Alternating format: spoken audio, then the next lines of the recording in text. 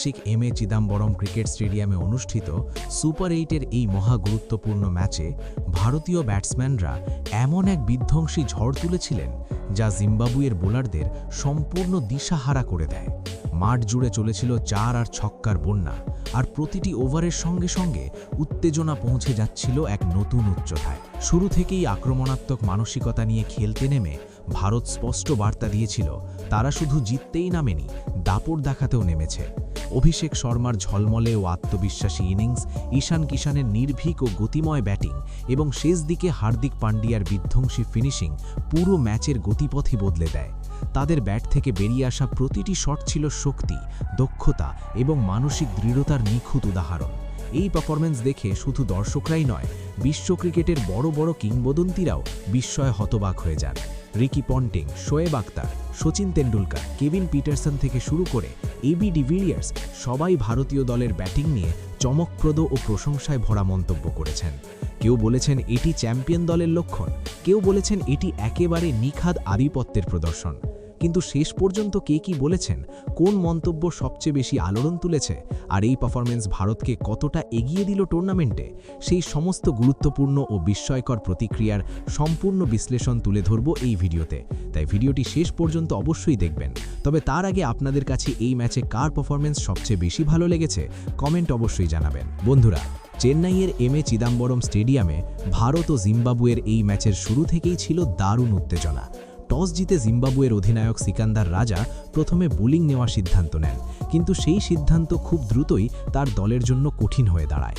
ভারতের ওপেনার অভিষেক শর্মা ও সঞ্জু স্যামসন প্রথম ওভারটা দেখে শুনে খেললেও দ্বিতীয় ওভার থেকেই আক্রমণ শুরু করেন।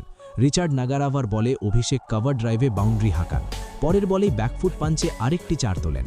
তৃতীয় ওভারে সঞ্জু মুজারাবানির উপর চড়াও হয়ে লং অন দিয়ে ছক্কা ও ফাইন লেগে 4 মারেন। পাওয়ার প্লের মধ্যেই ভারত দ্রুত রান তোলে।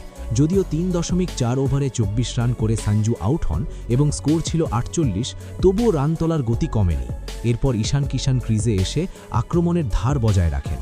সিকান্দার রাজার বলে সিপ করে 4 এবং মিড উইকেটের উপর দিয়ে ছক্কা হাঁকিয়ে তিনি আত্মবিশ্বাস দেখান। অন্যদিকে অভিষেক শর্মা দুর্দান্ত ছন্দে খেলছিলেন। ব্রায়ান বেনেট ও ব্র্যাড ইভান্সের বিরুদ্ধে ধারাবাহিক বাউন্ডারি তুলে তিনি স্কোর দ্রুত বাড়ান। পাওয়ার প্লে শেষে ভারতের রান দাঁড়ায় 80।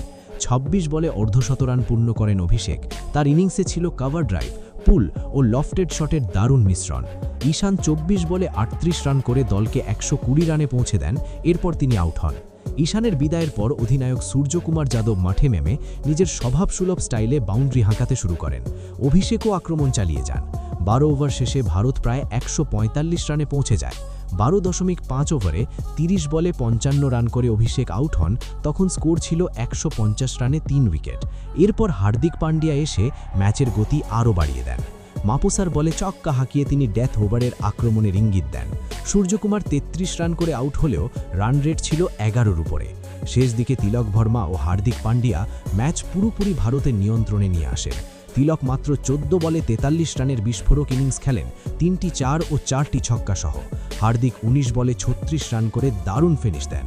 19 ওভার শেষে ভারতের স্কোর দাঁড়ায় 241 রানে 4 উইকেট এবং শেষ ওভারে আরও দ্রুত রান তোলে ভারত এবং সব মিলিয়ে 20 ওভারে পৌঁছে যায় 256 রানে, যা কার্যত ম্যাচের ভাগ্য নির্ধারণ করে দেয়। 257 রানের বিশাল লক্ষ্য নিয়ে ব্যাট করতে নেমে জিম্বাবুয়ের শুরু থেকেই চাপে পড়ে যায়।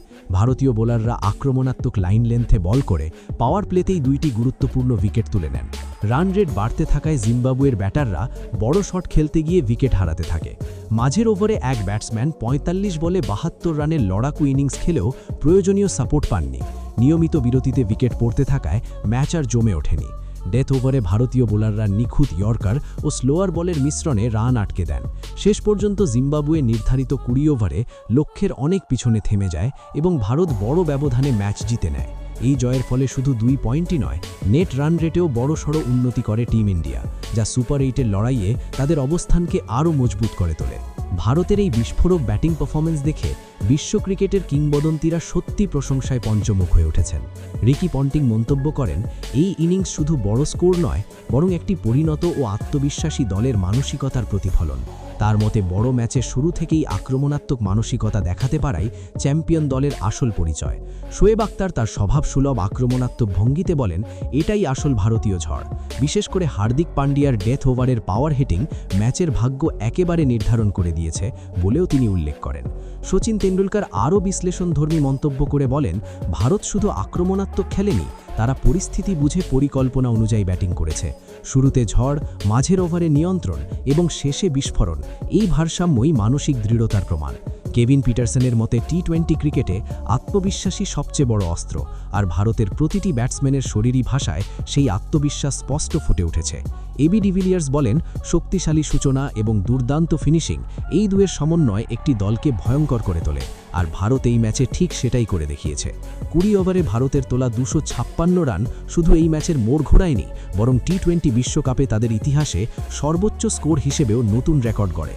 সঞ্জু স্যামসনের দ্রুত 24, অভিষেক শর্মার 55 রানের ঝলমলে ইনিংস, ঈশান কিষানের 38, সূর্যকুমার যাদবের 33, হার্দিক পান্ডিয়ার প্রায় অর্ধশত রান এবং তিলক ভর্মার 16 বলে 44 রানের বিস্ফোরক ক্যামিও, সব মিলিয়ে এটি ছিল নিখুঁত দলীয় প্রচেষ্টার ফল।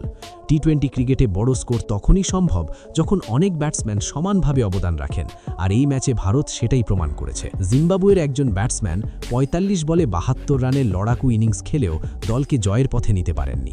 নিয়মিত বিরতিতে উইকেট পড়ায় তারা লক্ষ্য থেকে ক্রমেই পিছিয়ে পড়ে। ফলে ভারত বড় ব্যবধানে জয় তুলে নিয়ে শুধু 2 পয়েন্টই অর্জন করেনি, নেট রান রেটেও বড় সুবিধা করে নিয়েছে। সমালোচনার সময় যেমন থাকে, তেমনি জয়ের পর প্রশংসাও প্রাপ্য। সুপার 8-এ ওঠা মানেই জিম্বাবুয়ে কোনো দুর্বল দল নয়, তবুও ভারত যেভাবে আধিপত্য দেখিয়ে জিতেছে তা নিঃসন্দেহে আত্মবিশ্বাস বাড়ানোর মতো। এখন সামনে ওয়েস্ট ইন্ডিজের বিরুদ্ধে গুরুত্বপূর্ণ ম্যাচ, সেই ম্যাচ জিততে পারলেই সেমিফাইনালের দরজা প্রায় খুলে যাবে। বন্ধুরা, আপনাদের কি মনে হয়, এই ফর্ম ধরে রাখতে পারলে টিম ইন্ডিয়া কি নিশ্চিতভাবে সেমিফাইনালে পৌঁছাবে?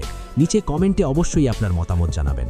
আর ভিডিওটি ভালো লাগলে লাইক করুন, শেয়ার করুন, আর চ্যানেলটি সাবস্ক্রাইব করে বেল নোটিফিকেশনটি প্রেস করতে ভুলবেন না। ধন্যবাদ সকলকে।